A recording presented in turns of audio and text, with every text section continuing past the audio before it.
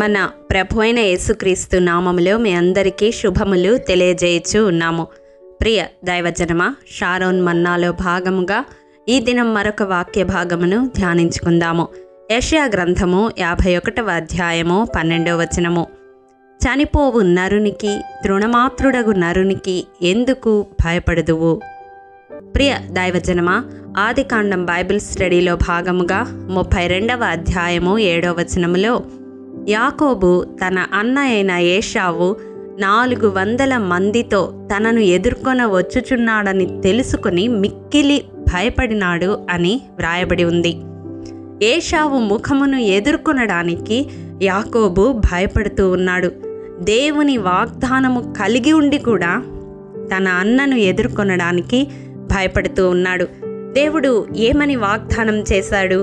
నేను నీకు తోడై ఉంటాను, నీకు నిశ్చయముగా మేలు చేస్తాను, నీ సంతానము విస్తరింపచేస్తాను అని వాగ్దానం చేశాడు. అయినప్పటికీ యాకోబు భయపడుతూ ఉన్నాడు. ఏశావు తన కుటుంబాన్ని హతము చేస్తాడేమో అని కాపాడుకోవడానికి సొంత ప్రయత్నాలు చేస్తూ ఉన్నాడు, పథకాలు వేస్తూ ఉన్నాడు.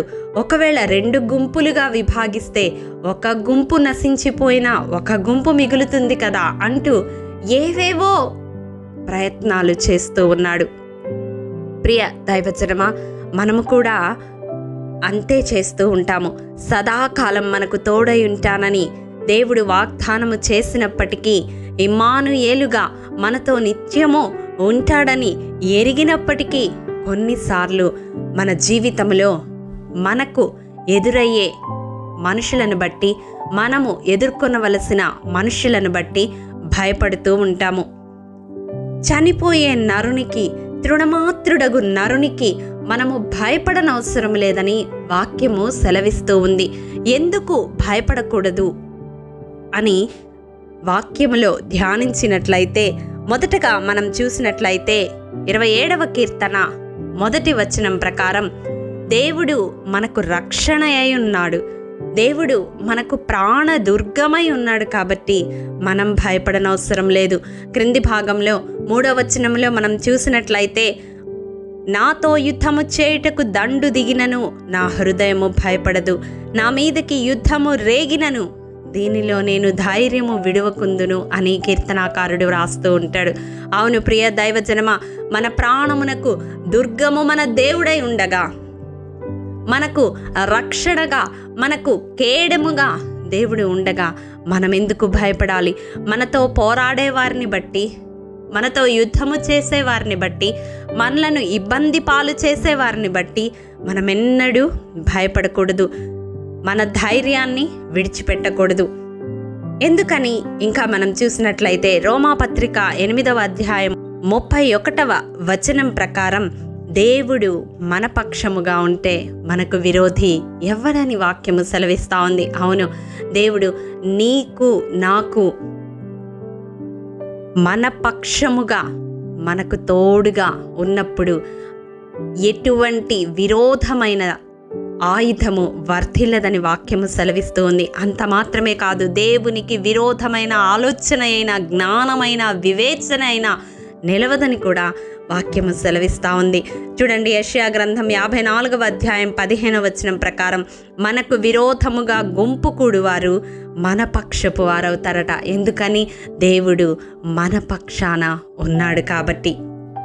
ప్రియ దైవజనమ, 3వదిగా మనం చూసినట్లయితే 118వ కీర్తన 6-7 వచనాలు గమనించినట్లయితే, దేవుడు మన పక్షాన ఎలా ఉంటాడో తెలుసా?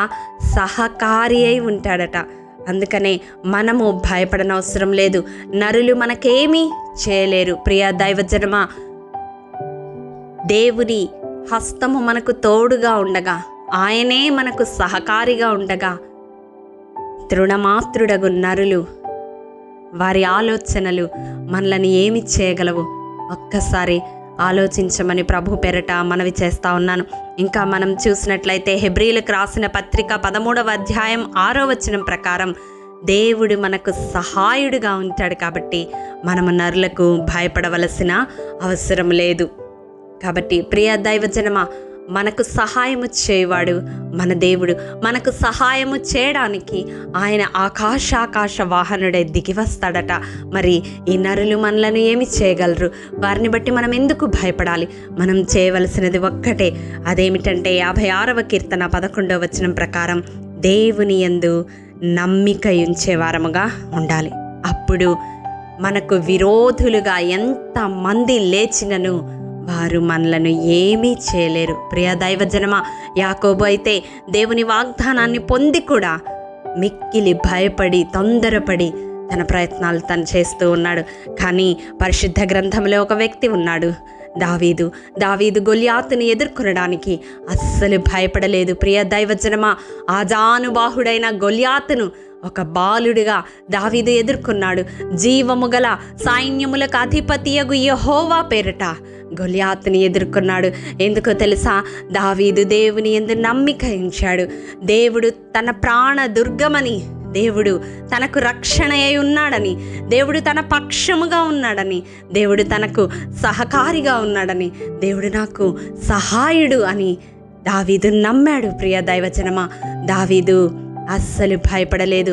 గొల్యాతు ముఖమును చూచి కొంచెము కూడా బెదరలేదు. సరికదా, ఇశ్రాయేలీల పక్షముగా దేవుని సహాయముతో గొల్యాతును పడగొట్టాడు. ప్రియ దైవజనమా, ఈ వాక్యము ద్వారా దేవుడు ఈ దినం మన హృదయాలను సంధిస్తూ ఉన్నాడు. నీ జీవితంలో ఎవరిని బట్టి నీవు భయపడుతూ ఉన్నావు? ఏ నరుని బట్టి భయపడతా ఉన్నావు? నీ రక్త సంబంధిని బట్టా? నీ కుటుంబ సభ్యులను బట్టా? నీవు పనిచేస్తున్న స్థలంలో ఉన్న వ్యక్తులను బట్టా? ఎవరిని బట్టి నీవు భయపడుతూ ఉన్నావు? అయితే ఈ దినం దేవుడు మాట్లాడుతూ ఉన్నాడు, నీవు భయపడనవసరం లేదు. ఏ నరునికి నీవు భయపడనవసరం లేదు. దేవుడు నీ పక్షాన ఉన్నాడు, నీకు సహకారిగా ఉన్నాడు, నీకు సహాయుడిగా ఉన్నాడు, నీ ప్రాణదుర్గముగా, నీ రక్షణగా ఉన్నాడు. కాబట్టి నీవు చేయవలసింది కేవలము ఆయన యందు నమ్మిక ఉంచడం మాత్రమే. అతి కృప దేవాది దేవుడు మనందరికీ అనుగ్రహించునుగాక. ఆమేన్.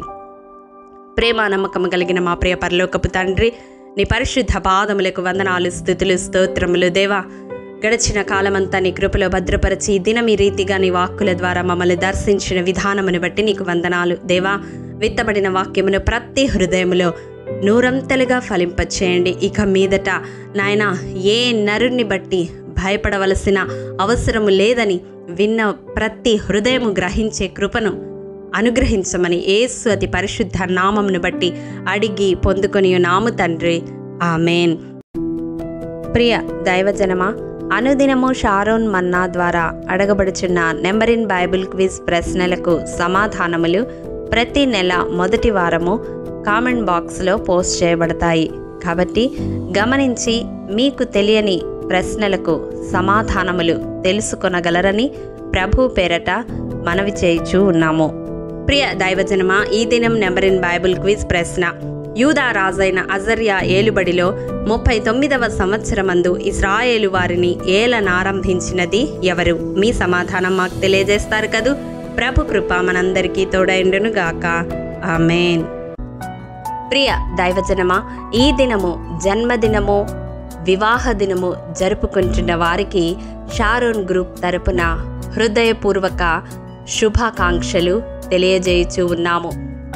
దేవుడు శ్రేయస్కరమైన ఆశీర్వాదములతో ఈ సంవత్సరాది నుండి సంవత్సరాంతము వరకు మిమ్ములను నింపాలని ప్రార్థిస్తూ ఉన్నాము.